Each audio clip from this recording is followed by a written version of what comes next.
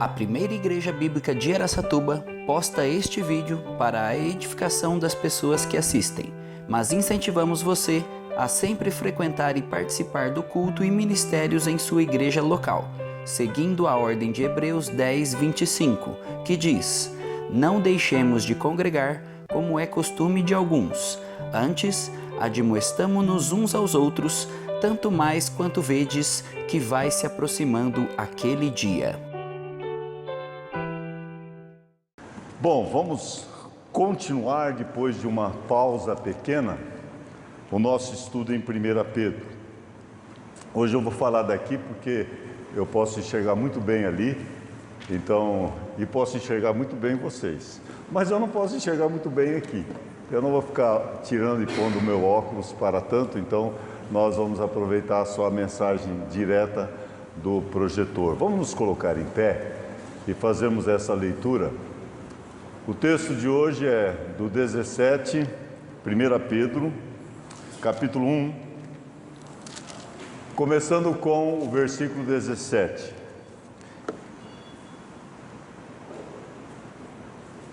Nós usamos sempre a revista e atualizada para ficarmos juntos. Talvez você tenha uma outra versão, então acompanhe na tela. Em vermelho a igreja, em preto eu leio, tá bom? Aí todos juntos no final. Ora, se invocais como Pai aquele que, sem acepção de pessoas, julga segundo as obras de cada um, portai-vos com temor durante o tempo da vossa peregrinação.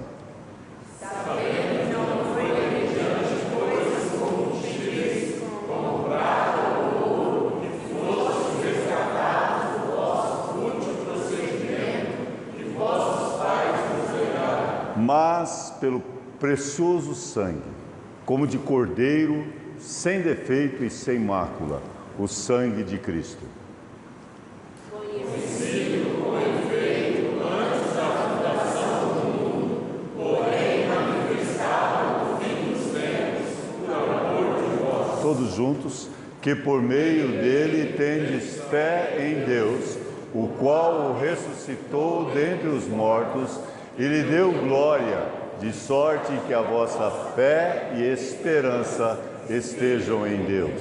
Vamos orar. Bondoso Deus e Pai, obrigado por esta mensagem da cruz que transforma vidas. Sabemos que mesmo na Coreia tem aqueles que têm sido transformados pelo Teu poder e estão passando por perseguição tão grande. Muitos sendo martirizados, sendo fiéis até a morte por causa da fé. E Pai, nós aqui nesta nação temos uma liberdade tão grande, da qual nós regozijamos sim, mas temos que aproveitar para anunciar esta mensagem para aqueles que ainda não ouviram. E aplica esse texto tão precioso para o nosso coração. Oramos em nome de Jesus. Amém. Podem se assentar. As manifestações divinas. Se você tem um boletim, aquelas lacunazinhas você preenche, mas nós vamos seguir só praticamente o que está ali no boletim. Cícero disse: não vemos a Deus, mas conhecemos a Deus através das suas obras. Realmente, até a música que nós cantamos hoje falou exatamente disso, né? Vendo a Deus na natureza, os céus proclamam a glória do Senhor, e o firmamento anuncia a obra de suas mãos. Um dia discursa outro dia. E vemos então em toda a criação a manifestação de Deus. Romanos 1:20 diz que os atributos invisíveis de Deus, assim como o seu eterno poder, como também a sua própria glória, são vistas através da criação. Por isso tais homens são indesculpáveis. Então nós vemos que os atributos eternos, a divindade de Deus, os atributos que nós chamamos naturais, onipotente, onipresente, onisciente, todos os atributos que são incomunicáveis também, que só Deus tem, são vistos na criação, na natureza. Isso leva o homem a ser indesculpável.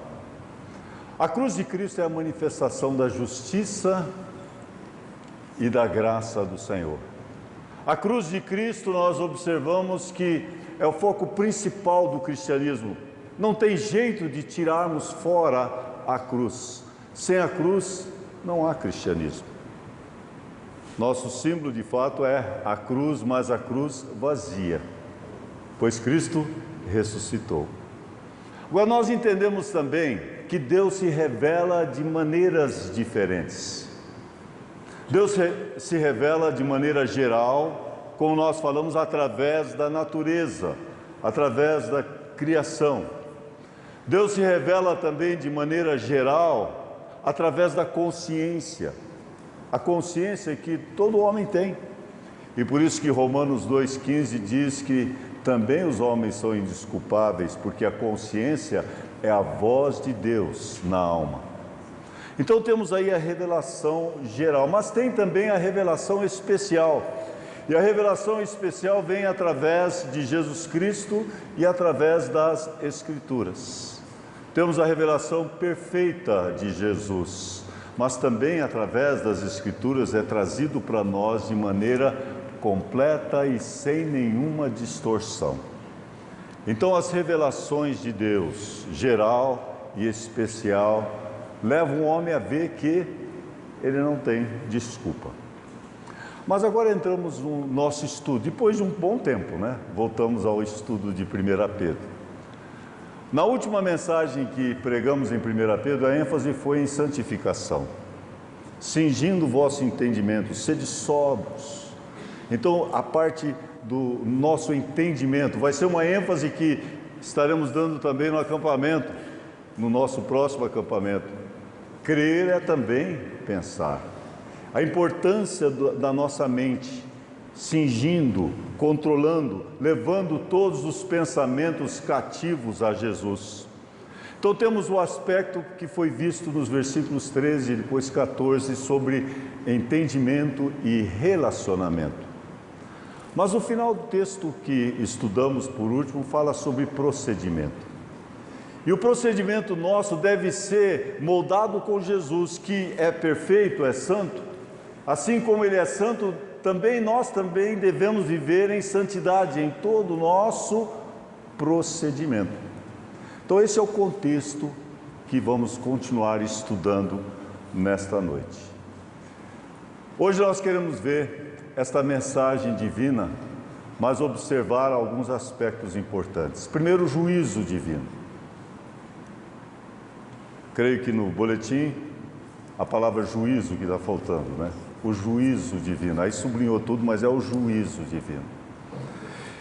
E o versículo 17 fala que nós temos como pai um privilégio tão grande de termos como pai. Coloca o versículo, que eu acho que eu coloquei. Coloca o versículo ali. Antes dele, não tinha o versículo? Talvez esse foi feito salvo depois que eu fiz. Depois eu notei a necessidade de repetir, mas pode ir lá para o começo e mostrar o versículo. Vamos olhar o versículo juntos. Ora, dá para ver, né? Se invocais como Pai, aquele que sem acepção de pessoas, e cada parte desse versículo é bem importante. Se invocais como Pai. Nós temos o privilégio de invocar a Deus como Pai. Esse é o novo relacionamento do Novo Testamento. Nós invocamos a Deus como Pai e Jesus dá o exemplo disso nas suas orações. Ele dirige a Deus, Pai, Pai Santo. E lembrando do Pai Nosso que estás no céu. Nós temos o privilégio também de invocar a Deus como Pai. Se invocamos a Deus como Pai, aquele que sem acepção de pessoas julga. Volta lá para o esboço, que eu vou precisar dele. Se invocamos como Pai, aquele que sem acepção de pessoas. E veja que Deus não faz acepção de pessoas. Não tem diferença entre preto, branco, rico, pobre. Todos são iguais diante do Senhor. Como é bom saber disso, né? Diz que dois homens muito ricos, que viviam de uma maneira imoral e gastavam seu dinheiro dissolutamente, Usei uma palavra difícil aí, né? Um deles morreu. E o pastor foi convidado para fazer o funeral. O pastor, mas como que eu vou poder falar sobre esses dois irmãos, especialmente esse que morreu? As pessoas falam, não fala nada mal dele não, hein? Elogia ele. O pessoal da família todo insistindo para que ele desse uma palavra positiva. Então ele deu. E ao declarar e falar sobre aquela elogia, né, aqueles elogios que geralmente se fazem no funeral, ele disse, em comparação com o outro irmão, ele era um homem muito bom. Veja que não adianta ser muito bom. Não há homem bom sobre a terra que faça o bem e que não peque. E Deus é um Deus que julga de acordo com as obras de cada um, de acordo com o seu procedimento. Agora nós lembramos que nós não vamos ser julgados pelos nossos pecados, mas seremos julgados pelas nossas obras. Tudo que nós fizemos depois que aceitamos a Cristo como Salvador. Então nós estaremos diante do tribunal de Cristo e seremos julgados pelas nossas obras, o nosso procedimento, como nós vivemos depois que recebemos a Jesus. Deus julga segundo as obras. Deus vê o nosso procedimento, o nosso andar e o nosso falar. Cuidado, boquinha, o que você fala. Cuidado, os olhinhos, o que você vê. Agora estou enxergando mais, né? Cuidado... Tudo eu tenho que falar alguma coisa disso, né? Está cansando, Anísio está fazendo. É tão bom ver, né? Cuidado, boquinha, cuidado, olhos, cuidado, pés, onde você anda, cuidado, mãozinha, né? Ou mãozona, o que você pega. Nós sabemos que nós vamos ser julgados de acordo com o nosso procedimento. Então, se invocais como Pai aquele que sem acepção de pessoas julga segundo as obras de cada um, portai-vos com temor durante o tempo da vossa peregrinação. Nosso tempo aqui é tão curto, nós não sabemos quanto tempo que nós vamos ter. Por isso que nós temos que portar com temor. O temor do Senhor é o princípio da sabedoria. E no nosso viver diário, nós temos que viver com o temor do Senhor. Deus vê o nosso procedimento. E cada um aqui também, mesmo depois que aceita Cristo, tem que lembrar que ele vai ser julgado de acordo com as suas obras. Mas além do juízo divino, vamos para o próximo versículo 18, o resgate divino. Eu vou pedir para você voltar lá também, para o versículo. Sabendo, vamos ler juntos o verso 18?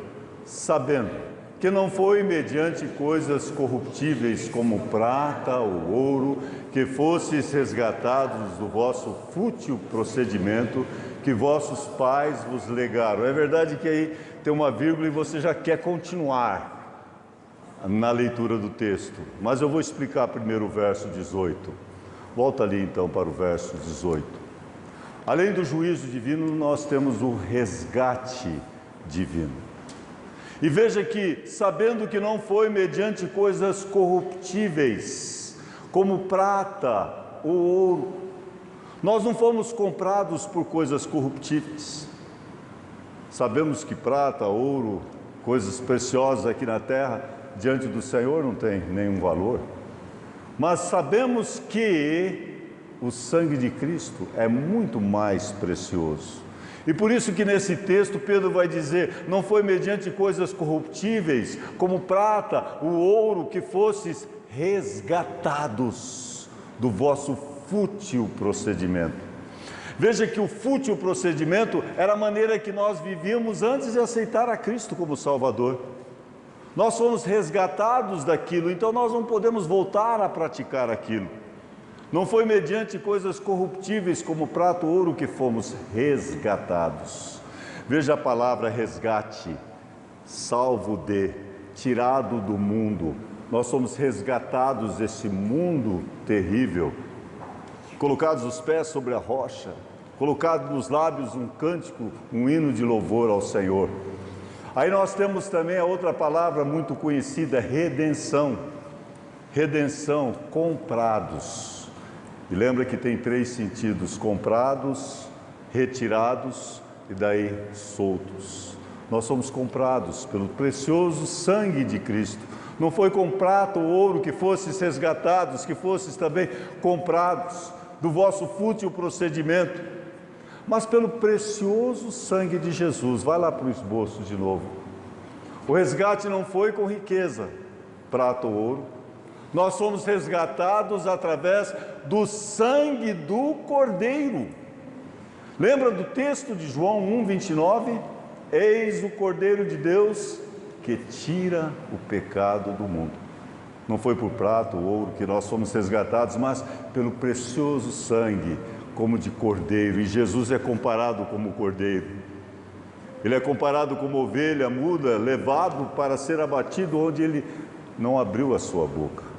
Ele foi traspassado pelas nossas transgressões, moído pelas nossas iniquidades. O castigo que nos traz a paz caiu sobre ele, e pelas suas pisaduras fomos sarados. Todos nós andávamos, quem sabe pode falar comigo, todos nós andávamos desgarrados como ovelhas, cada um se desviava pelo seu caminho, mas o Senhor fez cair sobre ele, Jesus Cristo, a iniquidade de nós todos.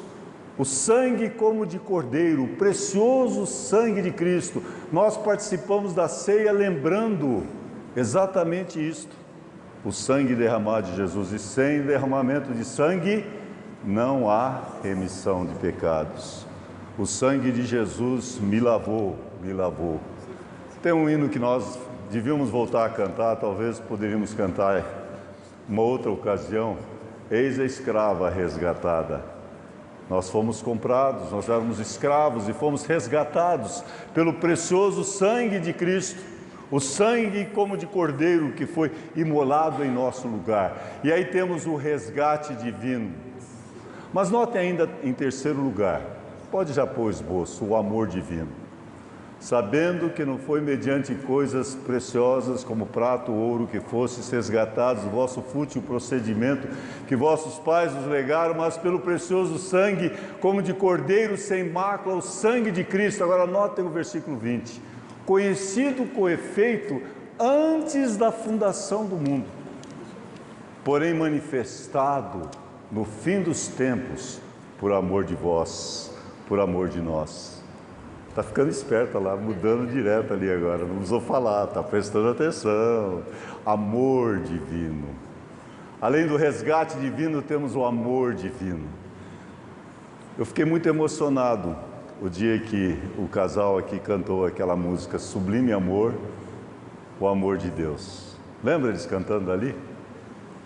E aquela música é uma das músicas que minha mãe amava tanto, Edgar Martins cantava. O amor de Deus é incomparável.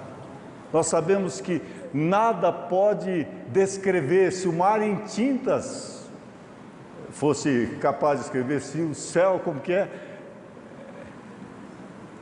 não daria para descrever o sublime amor. Não tem altura, profundidade, largura, tudo não se compara com o amor divino manifesto em Jesus.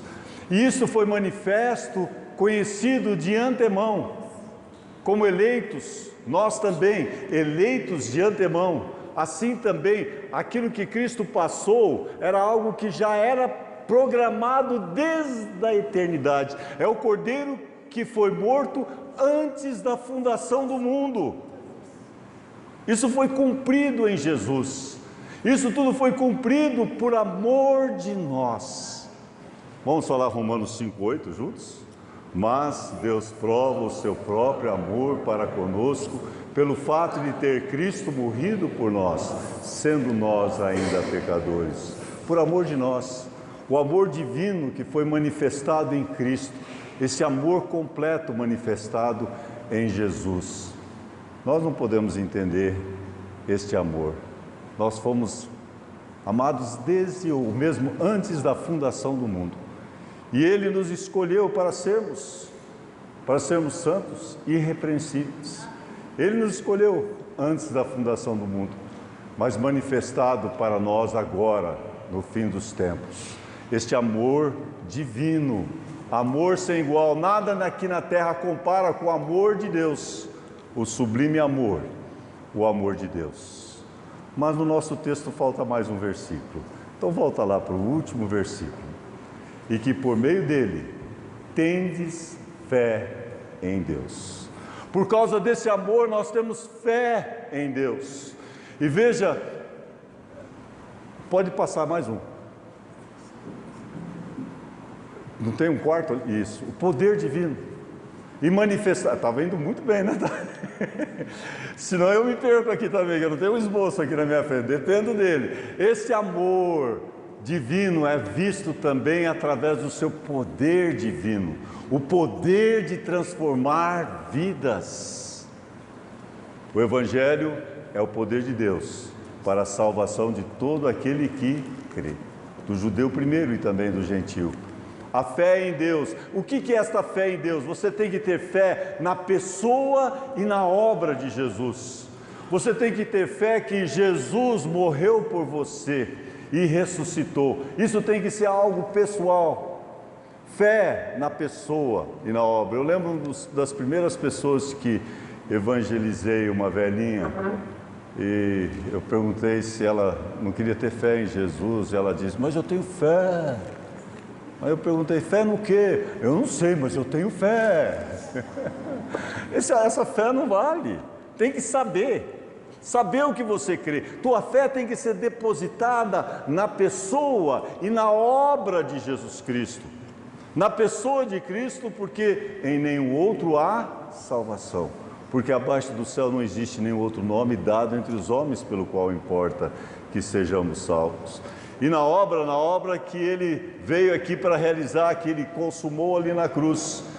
Ele só terminou a obra, consumou completamente tudo através da sua ressurreição.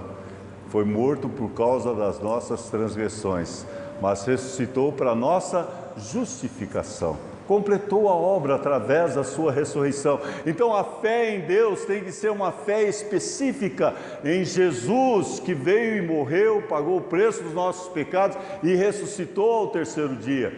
A nossa fé em Jesus tem que ser uma fé tal que nós cremos que Ele não só morreu, foi sepultado, ressuscitou, mas também subiu aos céus. A sua ascensão, a fé na ascensão lhe deu glória, para que a nossa fé e a nossa esperança esteja em Deus. Não é um texto maravilhoso esse texto? Vale a pena decorar, viu? Você pode também. Decore esse texto, é um texto crucial para você poder explicar como que é grande o nosso Deus. O Deus que veio nos buscar e salvar. Nós não merecemos a salvação. Ele fez isso por amor de nós. O poder divino é experimentado pela fé. Cada um de nós aqui podemos dar o nosso testemunho de quando nós aceitamos a Cristo como Salvador. E foi simplesmente pela fé. Então nós observamos o poder divino. Agora, finalizando, eu só tenho uma conclusão bem rápida. Não vemos a Deus, mas conhecemos Ele pelas suas obras, pela sua criação. A maior obra que Deus realiza, e muita gente está atrás de sinais e milagres, mas a maior obra que Deus realiza é no coração de cada um, no momento que a pessoa crê em Cristo como Salvador. E sabemos que essa obra se inicia no dia da salvação, mas ela continua até o dia de Cristo. Filipenses 1,6: estou plenamente certo que aquele que começou, quando que começou? No momento que você aceitou a Jesus. Aquele que começou boa obra em vós, há de completá-la até o dia de Cristo Jesus. Amém? Vamos orar. Bondoso Deus e Pai, Tua palavra é tão preciosa, e eu peço que essas verdades nunca possam ficar velhas para nós, que nós possamos sempre estar lembrando disso com gratidão em nosso coração, por tudo que o Senhor fez por nós. Obrigado por essa tão grande salvação, que nós não negligenciemos essa tão grande salvação, que nós possamos tomar posse de tudo que temos em Jesus e também anunciar aos outros, para que eles venham a conhecer esse Jesus. Oramos em nome de Jesus. Amém.